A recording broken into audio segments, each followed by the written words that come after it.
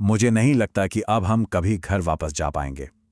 सोचिए, ये शब्द एंड्योरेंस अभियान के एक क्रू मेंबर टॉम मैक्लॉयड के हैं, और उनकी आवाज में छिपी थी घनघोर निराशा। जरा तस्वुर कीजिए, फंस चुके हैं, कोई उम्मीद बाकी नहीं है, और आप हैं कहाँ? दुनिया के सबसे खतरनाक, सबसे बेरहम महाद्वीप पर, अंटार्कटिका में। तो चलिए आज हम सफर करते हैं उस दौर में और जानते हैं इंसानी इतिहास की सबसे सबसे बड़ी सर्वाइवल स्टोरीज में से एक के बारे में। यह है शैकल्टन के एंड्योरेंस की एक ऐसी दास्तान जिस पर यकीन करना भी मुश्किल है। तो कहानी शुरू कहाँ से हुई?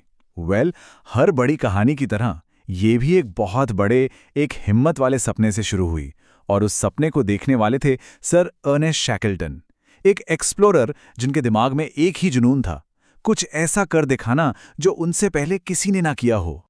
और उनका प्लान? प्लान तो गजब का था।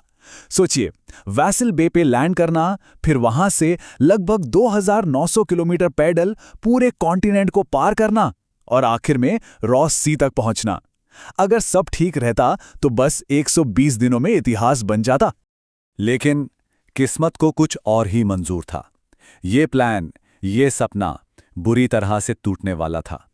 जैसे ही उनका जहाज दी एंड्योरेंस खतरनाक वेडल सी में दाखिल हुआ, उनका सपना हमेशा के लिए बर्फ में कैद हो गया। एक तरफ थी उनकी उम्मीद, उनका प्लान, दूसरी तरफ थी असलियत। प्लान था 120 दिन की एक शानदार यात्रा का, और असलियत ये थी कि 18 जनवरी 1915 को जमीन से बस एक दिन की दूरी पर उनका जहाज घने बर्फ के समंदर में बुरी तरह से फंस गया। शुरू में तो बर्फ उनकी जेल थी। 9 महीने तक बस बहते जा रहे थे, इंतजार कर रहे थे। लेकिन फिर वही बर्फ उनकी दुश्मन बन गई। अंटार्कटिक की सर्दियों का दबाव इतना बढ़ा कि बर्फ ने जहाज के ढांचे को धीरे धीरे कुचलना शुरू कर दिया। जब उनका जहाज, उनका घर, उनकी उम्मीद डूबने लगा, तो उनके पास क्या रास्ता बचा था? कुछ नहीं। उसे छोड़ने के अलावा कोई चारा नहीं था। और अब उनका नया घर एक बहता हुआ बर्फ का टुकड़ा। ये इंतजार कितना लंबा था, सोच के देखिए। जनवरी 1915 में जहाज फंसा, अक्टूबर आते आते उसे छोड़ना पड़ा, नवंबर में वो उनकी आंखों के सामने डूब गया, और आखिरकार अप्रैल 1916 में वो वहां से नावों में निकल पाए। 1 साल से भी ज्यादा। टोटल कितने दिन? 497। जी हां, 497 दिन। 28 लोगों की टीम ने लगभग 500 दिन बर्फ पर गुजार दिए, एक बार भी ठोस जमीन पर पैर रखे बिना। अब उनकी जिंदगी रोज एक नया इम्तिहान थी। हर इंसान को सिर्फ 2 पाउंड यानी 1 किलो से भी कम सामान रखने की इजाजत थी। राशन बिल्कुल नपातुला। जिंदा रहने का एक ही जरिया था, सील्स और पेंगुइन्स का शिकार। और फिर वो सबसे मुश्किल फैसला लिया गया जब जिंदा रहने के लिए उन्हें अपने वफादार कुत्तों को भी खाना पड़ा। इतने अंधेरे में बस एक ही चीज थी जो सबको बांधे हुए थी, शैकल्टन की लीडरशिप। वो ये पक्का करते थे कि कोई भी उम्मीद ना हारे। महीनों तक उस बर्फ के टुकड़े पर बहते रहने के बाद वो टुकड़ा भी टूटने लगा। अब उन्हें भागना था, 3 छोटी छोटी लाइफ बोट्स में। और 497 दिनों के बाद, 497 दिनों के इंतजार के बाद उन्होंने पहली बार ठोस जमीन पर कदम रखा। लेकिन ये जमीन की एक सुनसान, बेआबाद जगह, एलिफेंट आइलैंड। लेकिन उनकी मुश्किलें खत्म नहीं हुई थीं। एलिफेंट आइलैंड पर उन्हें ढूंढने कोई नहीं आने वाला था। वो दुनिया से कटे हुए थे। तो शैकल्टन के सामने एक ऐसा फैसला था जिस पर 28 जिंदगियां टिकी हुई थीं। उनके सामने 2 ऑप्शन थे, और दोनों ही मौत के मुंह में जाने जैसे थे। एक तरफ था केप हॉर्न, 800 किलोमीटर दूर, लेकिन रास्ते में था ड्रेक पैसेज, समंदर का सबसे खतरनाक हिस्सा। दूसरा ऑप्शन था साउथ जॉर्जिया, 1300 किलोमीटर दूर। सफर लंबा था, लेकिन शायद बचने का चांस थोड़ा बेहतर था। शैकल्टन ने लंबा रास्ता चुना। तो शुरू हुआ इंसानी हिम्मत का एक और इम्तिहान। 5 लोग, एक मामूली सी 7 मीटर की नाव, और सामने था 1300 किलोमीटर का सफर दुनिया के सबसे तूफानी समंदर में।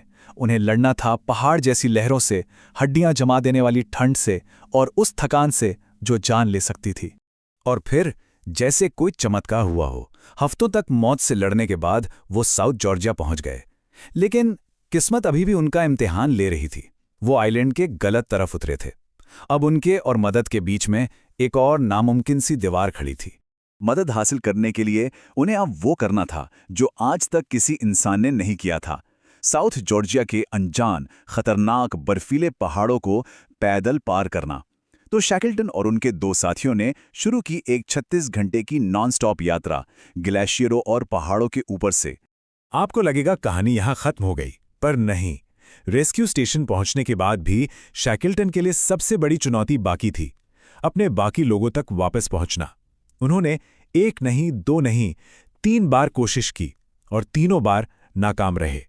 और उधर एलिफेंट आइलैंड पर क्या हो रहा था? वहां बाकी लोग 128 दिनों से इंतजार कर रहे थे, बस 2 उल्टी नाव के नीचे, हर दिन ये सोचते हुए कि क्या उनका बॉस उन्हें लेने आएगा, क्या मदद कभी आएगी भी।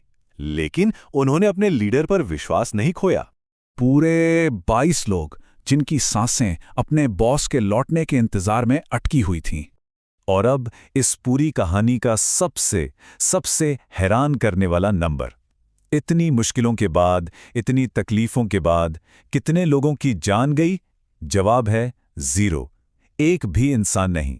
एंड्योरेंस की ये दास्तान, ये विरासत आज भी हमें हिम्मत देती है। और हाल ही में इस कहानी में एक नया और बहुत ही कमाल का चैप्टर जुड़ गया है। सोच सकते हैं, साल 2022 में, यानी डूबने के 106 साल बाद एंड्योरेंस का मलबा मिल गया, वेडल सी में 10,000 फीट नीचे। और सबसे हैरान करने वाली बात यह है कि ठंडे अंधेरे पानी ने उसे इतना संभाल कर रखा है कि वो आज भी बिल्कुल सही सलामत है, जैसे ये कहानी पूरी हो गई हो। तो आखिर में ये कहानी हमें एक बहुत बड़े सवाल के साथ छोड़ जाती है। असली कामयाबी क्या है? वो जो प्लान किया था उसे हासिल करना, या फिर हर एक इंसान को हर हाल में सुरक्षित घर वापस ले आना? सोचिएगा जरूर।